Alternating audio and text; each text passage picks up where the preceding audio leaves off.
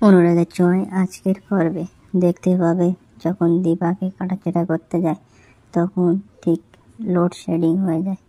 আর অন্যদিকে পুলিশ একটি সিরিঞ্জ পায়, সেই সিরিঞ্জ দিয়েই দীপাকে আঘাত করা হয়েছিল। তারপরে যখন সব বাইরে আসে ডাক্তার, তখন বলে কি হয়ে গেল, তখন বলে লোডশেডিং হয়ে গেছে আর অস্ত্রোপচার করা যাচ্ছে না, সেই জন্য আমরা এখন আর কিচ্ছু করতে পারবো না। সেই সময় রূপা বলে ভগবানও চায় যেন মায়ের কাটাছেঁড়া না হয়, সেই জন্য লোডশেডিং হয়ে গেছে। এই শুনে সূর্য তো চুপ করে থাকে, ওর তো মনে কষ্ট হচ্ছে। দীপা ম্যাডামের কি হয়ে গেল, সত্যি কি দীপা ম্যাডাম মরে গেল। তারপরে রুদ্রনীল বলে তুমি এখন কি করবে। ডাক্তার তখন বলে এনাকে এখন বের করতে হবে, তার জন্যে একটা সই দরকার, সেই সইটা তার হাজবেন্ডের করতে হবে। কিন্তু সূর্যর তো কিছু মনে নেই। তারপরে সোনা সূর্যকে বলে তুমি যাও একটা সই করে দাও। সূর্য বলে আমি কেন সই করব। এর মাঝে উর্মি বলে দীপা তো এখন মরে গেছে, ওর জন্য কাটাছেঁড়া করা হবে, তা আমার আর তোমাদের সবার এত কষ্ট হচ্ছে কেন। তখন রূপা এসে বলে উনি আমার মা হন, সেই জন্য আমার কষ্ট হচ্ছে। তারপর সূর্য সেই সইটা করে দেয় আর বলে যে ইনি দমের কষ্টে মারা গেছেন, হাঁটফুটো করেছে। তো আমার বিশ্বাস হচ্ছে না, উনি বস্তার মধ্যে ছিলেন, উনি এরমভাবে কি করে মরে। আমার তো ঠিক জিনিসটা মনে হচ্ছে না ইনি এরমভাবে মরে যেতে পারেন। দীপা ম্যাডাম, আমার মনে হচ্ছে অন্য কিছু হয়েছে, এর মধ্যে কিছু ষড়যন্ত্র ছিল।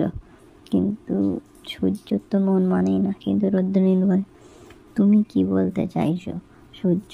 তখন সূর্য বলে উনি যদি হার্ট অ্যাটাক করে মরে থাকেন, তাহলে ওনার এখনও চোখটা দাঁড়িয়ে আছে, এটা সব দেখতে পাচ্ছে।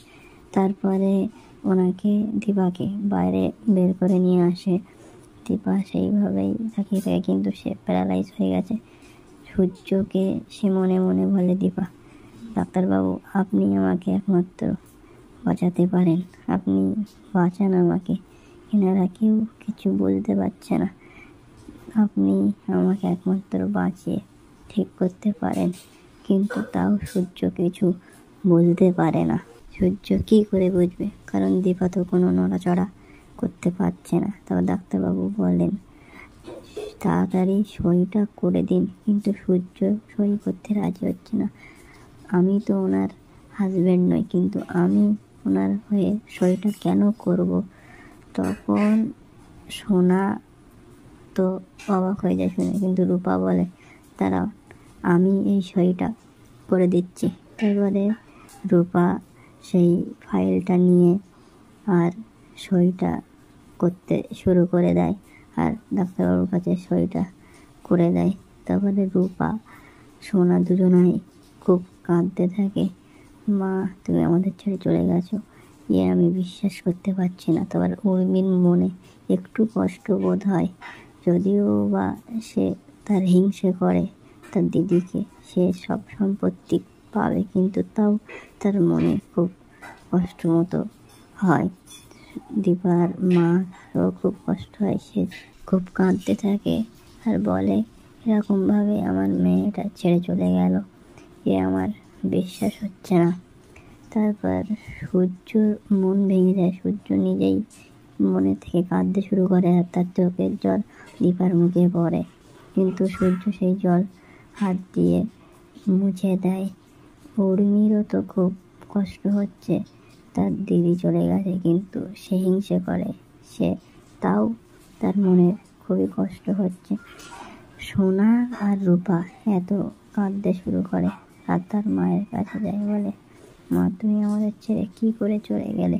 তারপর সূর্য আর রুদ্রনীল ওখান থেকে বেরিয়ে আসে।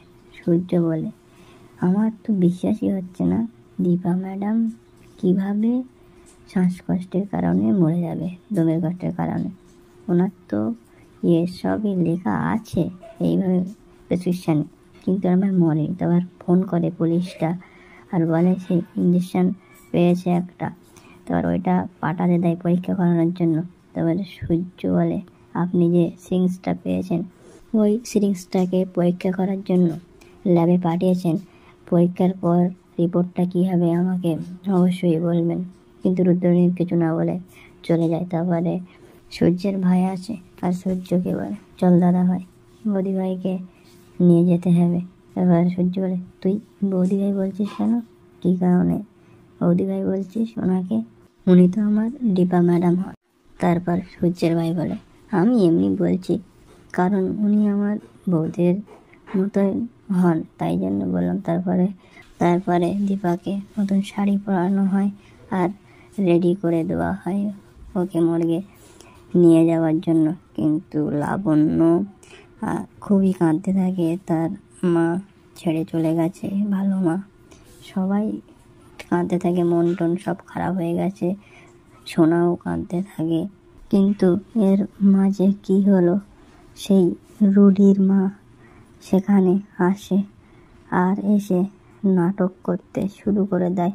আর উর্মিকে দেখে, সেও একটু কাঁদো কাঁদো ভাব। আর ও রুডির মা বলে এত ইমোশন হলে কী করে হবে, সব তো আমার থেকে তাহলে চলে যাচ্ছে আমার দল থেকে। তারপরে বলে দীপা এরমভাবে চলে গেল, এরকমভাবে এত কম বয়সে চলে গেল, এটা তো যাওয়া উচিত হয়নি। কিন্তু এসবের সময় যা পরিস্থিতি, তখন সোনা খুবই রেগে যায় রুডির মায়ের ওপর আর বলে তুমি এখন এখানে কেন এসেছো, তোমাকে তো বারণ করা হয়েছিল, তুমি এখানে কোনো দিনও আসবে না, আর তুমি কেন এসেছো বলো, তুমি তো তোমার ছেলের শত্রু তো আমার মাই, তা তুমি এত নাটক করছো কেন, তুমি এখান থেকে চলে যাও। তারপরে আমার মা তো আপনার ছেলেকে মেরে দিয়েছে, তা আপনি এমন নাটক কেন করছেন বলুন, আপনার কোনো লজ্জা শরম বলে কোনো জিনিস নেই। তারপরে ওনাকে ধাক্কা মেরে সোনা নিচে ফেলে দেয় আর বলে তোমার জায়গা ওখানেই, তোমাকে ওখানেই ঠিক লাগছে, তুমি এক্ষুনি এখান থেকে বেরিয়ে যাও, তোমার মুখ আমি দেখতে পাচ্ছি না। তারপরে সূর্যর মন মরা হয়ে যায়। সূর্য দীপার কাছে যায় আর বলে দীপা ম্যাডাম আপনি এইভাবে চলে যাচ্ছেন আমাদের সবাইকে ছেড়ে। তারপরে রূপার হাত থেকে সূর্যর হাতে সিঁদুর গুঁড়ো চলে আসে। সূর্য সিঁদুর গুঁড়ো থেকে সিঁদুর নিয়ে দীপার কপালে লাগিয়ে দেয়। কিন্তু সূর্য তার আগের কথা কিছু মনে থাকে না, কিন্তু তার মনে হয় যেন তার কপালে সিঁদুর লাগিয়ে দিই। তারপরে সূর্য বলে আমি এটা কী করলাম, দীপা ম্যাডামকে সিঁদুর পরিয়ে দিলাম। তারপর দীপা সেই অবস্থায় বলে আমি এবার আর মরতে কোনো ভয় লাগবে না, আমাকে সূর্য সিঁদুর পরিয়ে দিয়েছে, এই নিয়েই আমি মরে যাব। তারপরে সূর্যর বাবা আসে আর বলে বৌমা তুমি আমাদের পরিবারের জন্য যা যা করেছ, আমি সেই জন্য তোমাকে একটা প্রণাম করতে চাই। কিন্তু দীপা মনে মনে বললে এই পাপ কাজ আপনি করবেন না, কারণ আমি তোমাকে আর প্রণাম করতে পারবো না বাবা। কিন্তু সে তো কিছু করতে পারে না, সে প্যারালাইজ হয়ে আসে। তারপরে দূর থেকে আশীর্বাদ দেয়। তারপর দীপা একটু শান্তি পায়। কিন্তু তারপর কি হলো, দীপাকে মর্গে নিয়ে যাওয়া হলো। ব্রাহ্মণ বলে এনার স্বামীকে লাগবে, এনাকে চিতায় তোলার জন্য, উনি কোথায়। তারপরে সূর্যকে বলে তার বাবা তুই যা দীপাকে মর্গে তুলে দিয়ে আয়। তারপরে বলে সূর্য আমি কেন তুলে দিয়ে আইব, আমি তো ওনার স্বামী নই, আমি তো ওনার কেউ হই না। কিন্তু সূর্য তো কিছু মনে করে না, উনি হলেন দীপার আসল স্বামী।